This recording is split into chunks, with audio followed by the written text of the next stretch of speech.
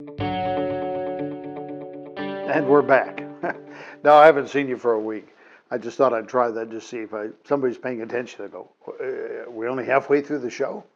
Stephen Peterson here. I'm with Patterns for Progress. A pattern is the great equalizer. It's the great hand up. You don't have to know the right people. Now, if you do, that doesn't hurt. But if you don't have, what's the old country song, Friends in High Places? If you don't have somebody to help you out, a pattern of a successful person. Yeah, I just watched a special on a photographer. If you want to be a great nature photographer, I'd get a book on this guy, or a tape, a DVD, something, and copy, at least know what he did, and find out what he doesn't do anymore because it didn't work. Find a pattern of somebody successful.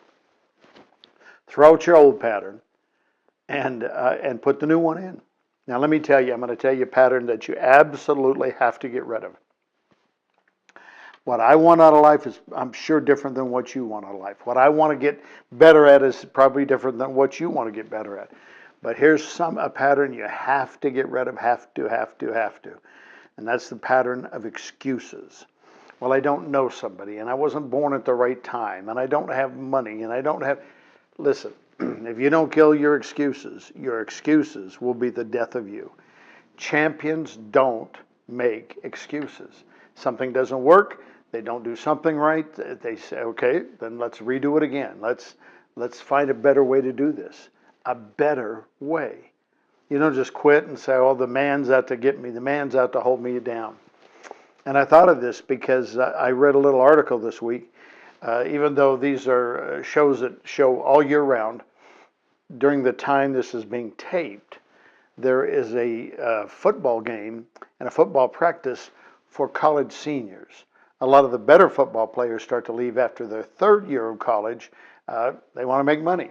And so these are solid players, maybe players, and they have this bowl game and the practice with scouts and two professional teams to watch them and help them. And of course, they're trying to find some undiscovered gems. And there were two guys I don't know, do I have little kids watching? Two guys from both from small schools. A lot of these are they're overachieving people. And now the scouts and the coaches are going to find out, do they have what it takes to make it in the big NFL? Two guys. And they're both doing well while the drills are going on. But when the drills stop or the practice game stops and they go to the sideline, one player strolls. I guess he's trying to be cool. And the other player sprints. And a professional coach, a coach in the NFL, comes over and says to the guy, hollers at the guy strolling.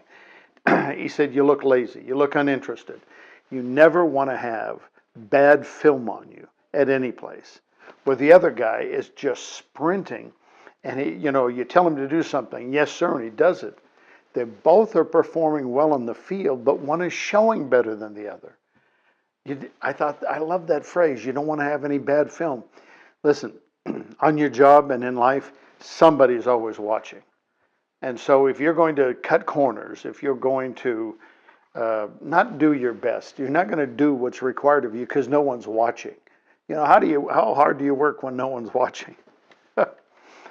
That's taking an acorn and throwing it out in the field and saying, I hope it grows.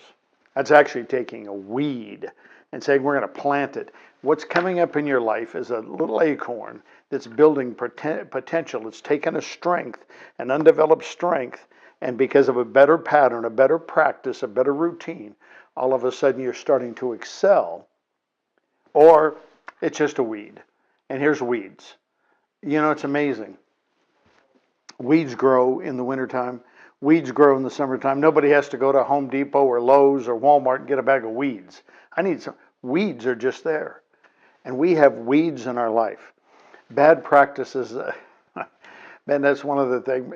When I first became a dad, well, actually for years after I became a dad, I'd pray, oh God, help me not to instill in my kids too many bad practices. Solomon is often called the wisest man in the history of the world, and he said, whatever you model to your kids, that's what they're going to do, even when they're old. And so one of the things we're breaking today, I had great parents. Thank God for Gus and Clara. I had great parents, but they weren't perfect, just like I'm not perfect. So one of the things that maybe you are trying to overcome is something that your mother or father or a trusted, greatly loved aunt, uncle, grandma, grandpa modeled in you, and you started doing, and you didn't realize till you're an adult. That's not good. I'm making an excuse. I used to do counseling years ago. I don't do it anymore.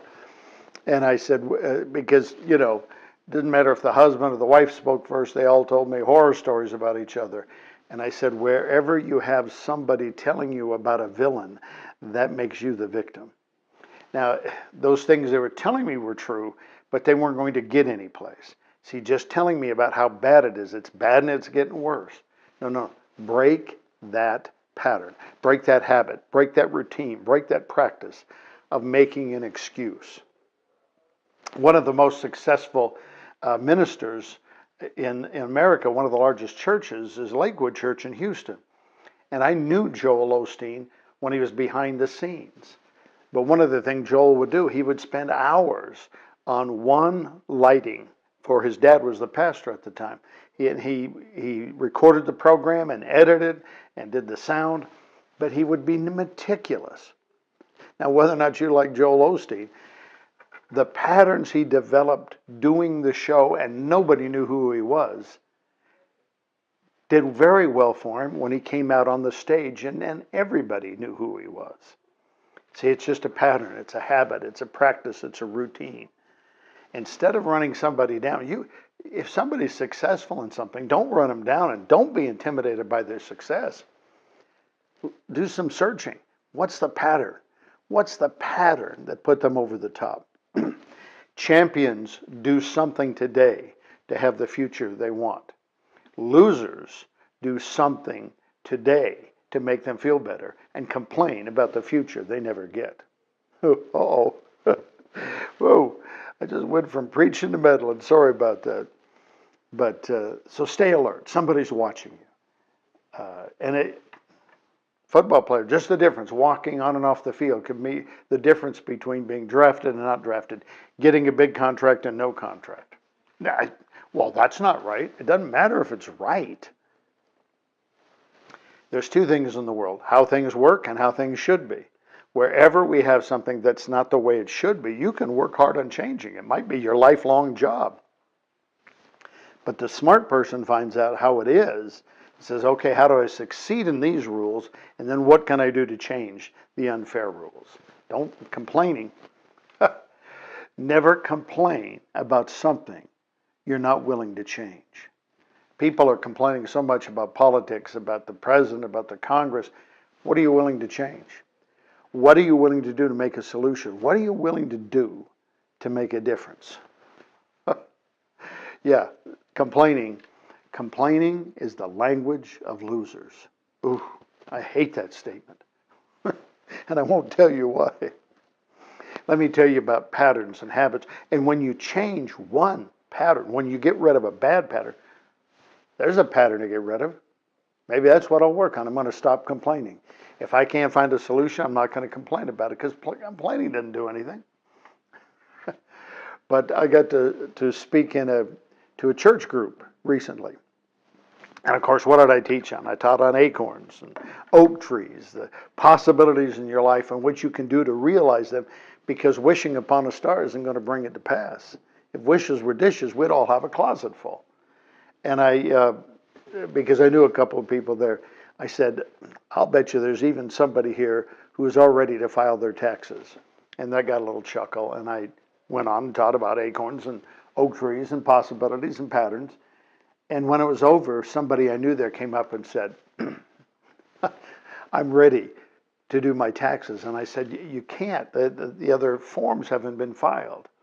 Everybody's got a certain amount of time to send you your W-2 and what you earned on interest. And he said, everything I can do, I've already done. And this was long before Christmas. And I said, what's wrong with you? Why'd you do that? And he said, well, I had this pattern, and I wished I could take credit for it. That he listened to this program and changed, but he did this long before me. He said he had a pattern of procrastination. And by the way, I read that article on procrastination, and I didn't see anything that was going to help me or anybody. I mentioned it last week. Anyway, he said, I had a real bad problem with procrastination. I put off going to work. I put off doing this. I put off doing that. And he said it just got serious. It got serious in his personal life, his professional life, everywhere. And he said, I found a pattern. Whatever I can do today, I do. I don't look at it and say, well, I can put it off today and I can do it tomorrow or the next day. He said, whatever I can do today, I do. Now, there's probably more things that he can do in one day than he can get done. But whatever he can do, whatever's in your power to do it today. Don't put it off. He pays his bills early. He does. He said, I broke that pattern of procrastination, and it just spread everywhere in my life. He's early to bed and early to rise. It brought him discipline and results in areas he never thought. All he was trying to do was just break the excuse making. You know, when you go to work and tell your boss every Monday morning, the dog ate my work, the dog ate my project. It doesn't work very long. And so he said, I wanted to get that out of my life. Now his taxes are done months before he can file them. Because whatever he can do, he does. He broke one pattern. He changed one bad pattern for a successful pattern, and now he's reaping benefits every place. By the way, he gets to go on vacation early. He gets to do a lot of good things early too, because there's never anything hanging around. Now, maybe you can't do that on your job, and maybe you don't want to get that crazy. I know the way he described, my friend, the way he described himself before I knew him, I much prefer the guy now. You don't have to go out of your way. You don't have to lose your mind, and you don't have to become obsessive. But you change one pattern. Find somebody who's successful for where you want to be, in your family, in your health, in your business, finances, education, and just find out what they did and copy it. You don't need to. Why reinvent the wheel? I have a friend who said that to me for years. I thought, that's so funny, and that's what he's talking about. Find somebody who's successful in one pattern, not 20. Warren Buffett, 500 pages a day. By the way, last week I told you I was at 6, 7 pages. Now I'm up to 18 to 20. It's not close to 500, but I'm making progress. All good growth is slow growth. Every one of the books, every one of the videos, every one of the teachings I've read on patterns and habits, incremental progress. Get 1% better every day. Don't try to change overnight. It'll probably break you and you'll give up. But it's possible. I've got less than a minute. So I want to tell you something. Here's the first thing.